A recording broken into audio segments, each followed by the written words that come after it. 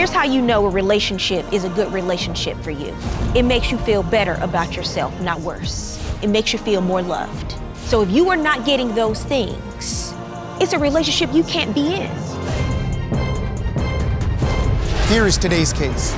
I'm bringing my fiancée to divorce court because she won't leave her exes alone. Tineka knows that I'm not as affectionate as she'd like me to be, but she still gives me no credit when I'm trying to change. Shavon proposed to me, but now she acts like she doesn't even care about me at all. And I'm begging her to just give me another chance.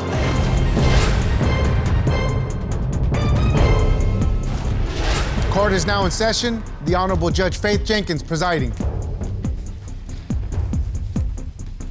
Your Honor, as you know, for the first time on divorce court, we have a virtual audience, and it's filled with your superfans.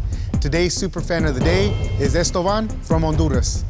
Hi, Esteban. Welcome to divorce court. We're so happy to have you with us today. Your Honor, today's case is Miller versus Curtis. Thank you, Juan. Tineka Miller. Yes, Your Honor. You have brought your fiancée, Shavon Curtis, Yes, Your Honor. to court today. You say that she needs to stop messing with her exes, step up as an equal partner in the relationship, or you're done. You want to talk about that in divorce court today. And you've also brought a witness with you, Miss Alicia Miller. Hello, Your Honor. And she'll testify on your behalf? Yes, Your Honor. Okay, I'll start with you, Miss Miller. Give me some background. Tell me what's going on. All right. So me and Shavon met on POF, which is a dating app, about a year ago. She reached out to me. This is my first real relationship with a woman, by the way. So we talked for a little bit on the phone, went out, and then made it official about a month later. After we made it official, I'm going to say about 3 months later, she proposed to me. And I didn't really think too much of it because I'm pretty much the type that's like, just, you know, I follow my heart anyway. You didn't think too much of getting engaged, getting married for the rest of your life? I was excited about it, but as far as like moving too fast, I wasn't thinking about the fact that like maybe we were moving too fast. Because like I said, again, I just, you know, follow your heart.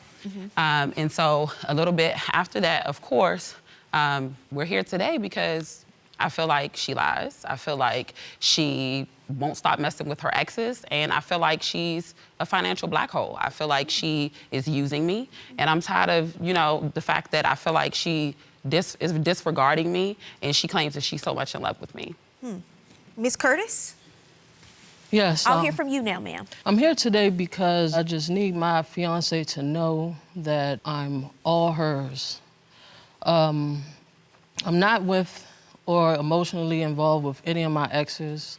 Your Honor, let me tell you about these messages that I submitted to the court from her ex. So one of her exes reaches out to you directly to spill the tea? Basically, it's saying that Shavon, that she did not talk to, that her and Shavon does not talk, that she has, I may have seen text messages in her phone, but honestly, they really haven't been talking. However, Shavon pretty much has been contacting her from her work phone, and she was confused as to why Shavon was calling. And then she also said that she knew that she didn't have any business calling her in the first place from her work phone because she never called from her cell phone.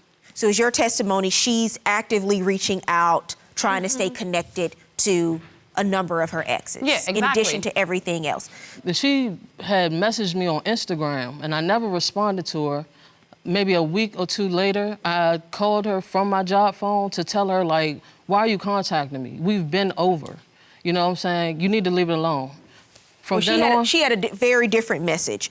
But I no, think it didn't, because at the beginning it says Shavon and I do not talk. Right, I understand. What I'm saying is the message that I saw was a very different message. This woman said you contacted her out of the blue, but I don't think it matters. I think the other issues in the relationship really are the issues that have caused the two of you to separate at this time, and has you describing your fiancé as a financial black hole. I mean, I'm not a black hole. Is it a gray hole? Do you have your life together financially? Whatever color hole it is, I'm getting better at it right now. Let's talk about the fact that a couple of months after we started dating, we came back from a cruise. This is a photo from the cruise. Okay, everyone looks like they're having a good time, posed up. Is that the two of you? That's me and my cousin. Okay, so that's you and your cousin on the cruise. Yes. Okay, so you get back from the cruise, things went well on the cruise, the two of you got along? So we got along, but for the most part, I felt like I was kind of like catering to her. She was kind of dry, like the whole cruise, because of a situation that happened with one of her family members before we even left for the cruise. So she was kind of, I guess, just emotional about that. Really didn't really feel like she had fun, honestly. She was a little bit of a downer. Yeah, a lot of a downer, honestly. Okay. And so pretty much after that, we had came back from the cruise, went outside to go to the store, and I saw that her car wasn't outside. I run back upstairs, and I'm like, your car's gone. And she's like, you serious? I'm like, yeah, your car's gone. Come to find out the car was repoed. She didn't tell me that she hadn't paid the car note for a few months or whatever. Not even a few weeks after that, she lost her job. And so, like I said again, I'm not the type to just run. So I'm like, we're gonna work this out together. You know, we'll figure things out, just take your time. Why did she lose her job? From my understanding, she lost the job because while she doesn't have any, I guess, passengers on the vehicle, that she was stopping in places that she wasn't supposed to be stopping to take her breaks. Excuse me. So you're saying that it was her fault? Yes, it was her fault. That she lost the job? That she lost her job, correct. That's not true. Well, what's going on? So you're at home, you're at the house, and all of a sudden your car isn't there. Did you know it was about to get repoed? Yeah, and she knew that as well. I did not. You did know that. Did not know that. But my hours were cut, and I just didn't have the money to pay my car note, and you know, they took it. And then what happened with the job? She said that there were complaints about you making unauthorized stops, and that's why you were fired? Well, the job that I had was a very complex job where they had all these extra rules and stuff. So they call it dwelling. So I'm supposed to report to them every time I'm sitting, and I just didn't. Why?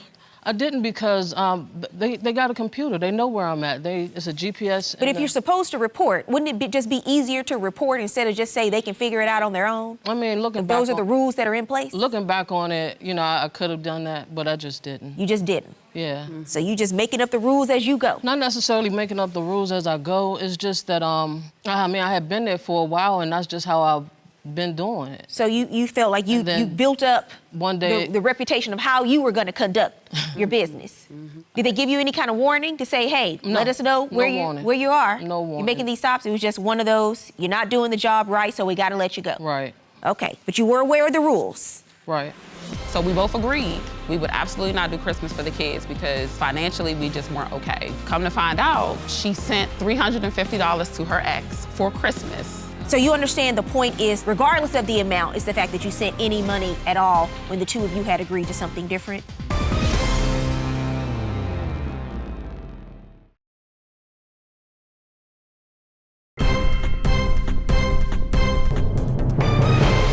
So what happened after that? The car's repoed, she lost her job, you say, because they say she's making unauthorized stops? Yep. There's a lot going on right now. Yes, Your Honor. So I was driving Lyft. So I would drive Lyft for like 12, 13 hours a day. I told her, I said, you know, it's okay. Just take your time, look for another job. You know, I understand what you're going through, losing your car and losing, you know, your job. I know that it's a lot, you know. So I was doing that. And then, so we both agreed we would absolutely not do Christmas for the kids because financially, we just weren't okay. Because you have children. Yes, I have 5 children. So bills needed to be paid. And so we agreed to that. Come to find out, she sent $350 to her ex for Christmas for family members with the ex. Yeah, basically. And so my kids got nothing, in which, like I said again, we agreed to not do Christmas. When I found out about it, we were sitting in the car, and I said, did you send her money for Christmas? And she's quiet, and I said, I already know you sent it because I seen the Cash App. She begs me, I told her then, I said, I can't trust you. I can't do this. She begs me not to leave her alone. Like, I'll never do that again. You know, I'll be honest with you. And I'm like, look, I forgave her. And I said, the next time that you feel like that you want to give her some money, you need to come to me and we need to talk about this because financially we're not okay. So you have children who you feel like you are a parental figure to. Right. With one of your exes. Right. And so you sent $350? I did not send $350. What did you send? I sent $150. She did not. Yes, I definitely It was did. $350. So let's what put I the thought. money aside and Okay. just I the spent two of the- you agree because you were struggling at that time that the two of you weren't going to exchange gifts because you were going through a difficult financial situation. Right. So you understand the point is, regardless of the amount, it's the fact that you sent any money at all when the two of you had agreed to something different. It's kind of like the same thing that happened with the job. You know the rules, but you decide to create your own rules because they know where you are anyway. You're just going to kind of do it your own way. I felt guilty because I knew I was going to spend Christmas with her and her kids. So it was just guilt. But I really did only send, at the most, it was between $120 and $150. So this is all happening within the last 9 months. Yeah. So what's going on with their relationship now? You said that there was a special weekend that you had in the midst of all of this? Yeah, so in the midst of all of this, of not being financially okay, so she finally found another job. And then she had to start using my car. I had to start working. I started working from home. I stopped driving Lyft, found a job to work from home. And it was okay because I was like, all right, you just take my car to work, you know. She left the house with her best friend. She texts me. She says, hey, call me, text me once you get dressed and ready. So I get there. She has this hotel room. She paid for a massage therapist for like a couples massage. She paid for like a private chef to like cook, you know, meals and everything for the weekend. In my mind, I appreciate the gesture. But the first thing that came to mind was the rent is due. We have rent to pay. You know that we're struggling. If I would have known about It was a I would have surprise. told her. She'd already paid for it. Yeah, it was already paid for. Was she able to pay half the No, rent that she month? did not give me her half of the rent that month. You're saying it was a nice gesture, but it was irresponsible. Exactly. Tell me about that, ma'am. Well, actually, we weren't struggling financially at that point because it was Yes, we it was were. in May. Yes, we Did you were. pay the rent that month? Did you pay half of your rent that No, I month? did not. Okay, But, so you were struggling financially. It was right. Let me tell you the definition of a struggle. When you don't have money to pay your rent. Well, I did that because it was like May, so she had been stuck in a house for about 3 months with the kids. I know, a weekend I understand away. you say your heart was in the right place, Miss Curtis. Yeah, but when you during the- have rent, when the rent is due, you gotta pay the rent. It's just, that is the number one priority. Paying the rent, having a place to live. Well, Miss Miller, when she told you she was getting engaged after 3 months, what did you say? I knew it wasn't gonna happen. I'm just keeping it real. I just knew that wasn't gonna happen because people use my cousin. Well, Miss Miller, they're engaged. If they get married, will you support the relationship? She know that. No.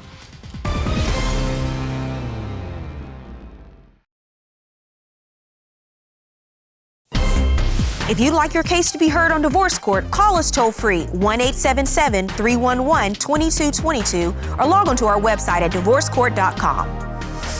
Miss the show? Watch full episodes on our streaming platforms and follow us on social media for exclusive content. Now, Miss Miller, I understand you brought a witness with you today, Alicia Miller.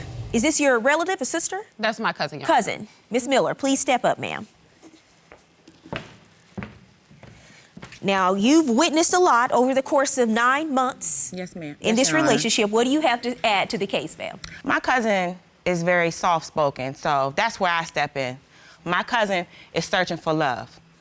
Whenever she gets attention or love, she accepts it with open arms. We lost our brother. Our brother was murdered in 2017. I'm sorry Our to hear that. grandfather, our grandmother. She needed love and support. So if someone came with her with some attention or something, she came with it with open arms. And that's when Shavon came in. Shavon showed her attention for the time being. That's why they fell in love so quick. That's my opinion. That's how I see it. I know my cousin.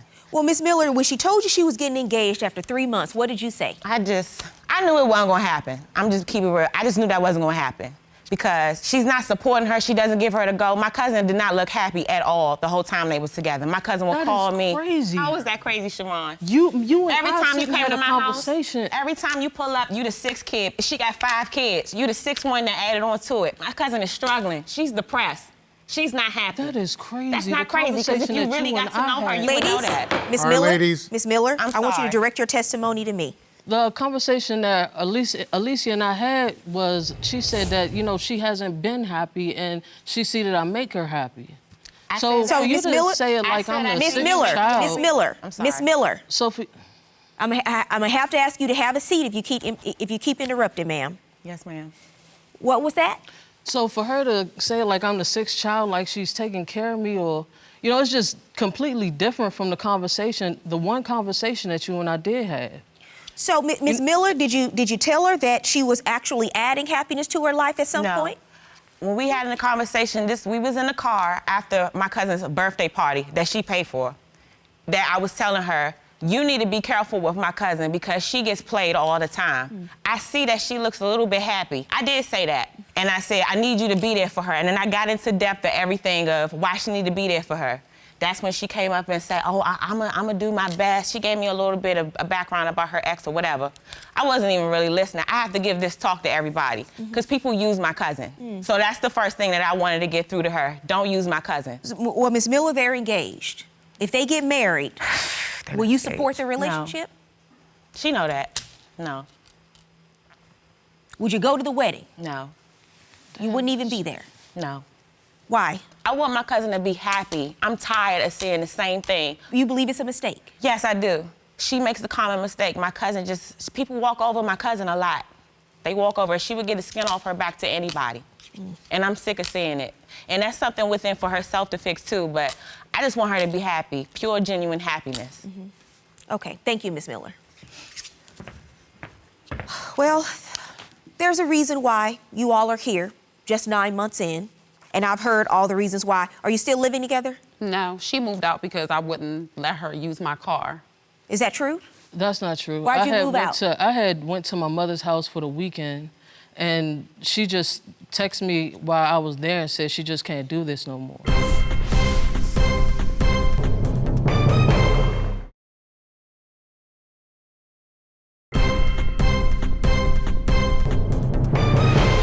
Do you want to move forward? Do you want to try to work this relationship out? I mean, I want to work this relationship out, but, you know, after hearing what Alicia said and things like that. What you've heard today has changed your mind? Yeah, you know, What about you, Miss Miller? Well, I'm done. I've been done. Okay. I don't want anything to do with her. I think you should be done, based on everything I've heard. Both of you are in your mid-30s, but the gap in maturity is enormous. And I think, you know, because you are a mom to 5 kids, you've had to make different decisions and choices in life and just be a responsible human being for a number of years as a parent. And Miss Curtis, you got a lot going on, ma'am, in 9 months. Your car's repoed. You lost your job because you're setting up your own rules. You're planning date nights. The one time you had money to pay rent, you squandered it. No. On I paid her rent every month. Romantic weekend. I paid her rent every month. Well, not that month. Not that month. And 1 month is enough right now during these times that we're in. You can understand why Miss Miller is choosing to go her way at this point in the relationship. Ma'am, don't talk under your breath. I can see you. You're standing right in front of me. I'm just saying that this is crazy. But it's not crazy. It is. It's not crazy at all. Actually, it's not crazy. This is one time we have seen crazy in divorce court. Absolutely. Have we not, Juan? Absolutely. This is one time it's not crazy. This is one time someone is in court actually making a rational, reasonable decision based on the facts and circumstances that have occurred over the last 9 months. You're not bad people. You're just 2 different people, and it didn't work out. That's life. It happens. Maybe in time, the 2 of you can be friends, but right now, you're just not a good couple. Miss Miller, I appreciate your testimony, ma'am. You had a lot to say about your cousin, but going forward, Miss Miller, I understand she says you wear your heart on your sleeve, but don't rush into agreeing to marry someone just 3 months in. So just wait, get to know people, because then you won't end up in divorce court 9 months later. Oh, yeah. Good luck to both of you. I definitely agree with Judge Faye's verdict. I definitely need to take it slow and just take more time to get to know someone the next go round, which is something that I definitely will be doing. I don't feel like the verdict was fair because, you know, my side of the story didn't even really get told. But, you know, if that's how you feel, then I guess I got to deal with it.